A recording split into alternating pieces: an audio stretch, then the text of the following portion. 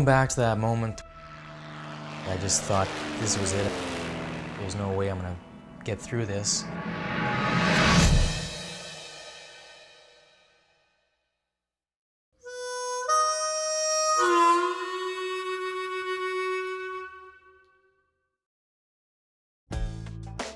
When I was a kid, what drew my interest first to airplanes was an air show. It was incredible. The noise the airplanes made was just amazing to watch. That started me on the road to being a commercial pilot. I did my original training in Langley, BC. It wasn't until I went to Hawaii and a guy was polishing his biplane, his open cockpit red biplane. It was just beautiful. Once he realized I flew as well, he said, let's go do some flying. And I said, listen, I want to do some aerobatics. Just show me anything. It was incredible. We were doing rolls and spins. That was my first time in a tail dragger, and I was hooked. And that's what led me down to crop dusting. Basically just quit the job, jumped in my vehicle, and drove down to Georgia. We had a crop dusting training school down there. And then I wanted to be a well-rounded pilot, so I took a job in Vancouver, flying cargo, flying in terrible weather, icy conditions. Did that for about a year. I enjoyed it, but I always wanted to kind of get back to an old tail dragger. And that's, of course, what led me to give Brennan a call. The weather isn't the best, so I was thinking of maybe just coming into the flight office here and Sure. at least show you around the airport here a little bit. One thing about this business is everyone's a character. This is kind of the flight office here. Old hand-me-down couches. Usually we don't sit down unless we're having a cold beer. We kind of hit it off right away, and we kind of have the same attitude towards crop dusting, so we worked well together. Bob here. Bob's up from Vancouver. He's done some spraying before and he wants to come out, maybe do a little bit of flying, we'll see. I actually wasn't expecting to fly that summer. The farmers started needing guys to show up due to weather and too much water in the fields. Calls are starting to come in. There'll be another rain here tomorrow and then there'll be planes just going. We ended up having a chance to spray together for about 3 or 4 weeks. There's a lot of tough fields up there, a lot of rolling hills. It's definitely a challenge. You have to be prepared to work off roads. There's a lot of power lines and trees and traffic.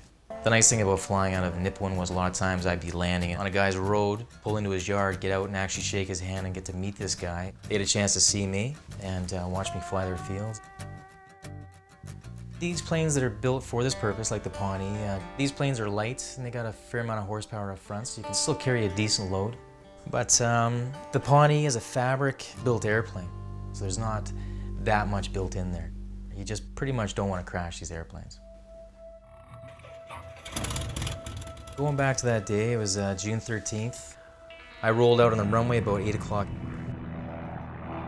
And every time you take off in these planes, you're always prepared for something to go wrong. I got to the tree line where it heads down towards the river, the top of the embankment there, and I was over the trees by about 10 or 15 feet, almost home free, and I couldn't have happened in a worse place. Those trees grabbed the gear, pulled me over, and I started banging through trees. I just thought that this was it. There's no way I'm gonna get through this. My first thought was my wife. Been married just for a year, and the thought of not coming back,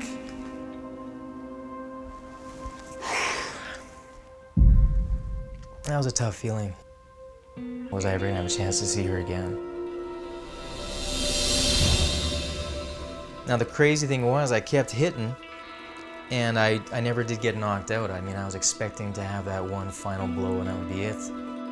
I got upside down, I started banging through more trees. Finally the plane came to a stop. I was just amazed that I was actually still alive, still conscious.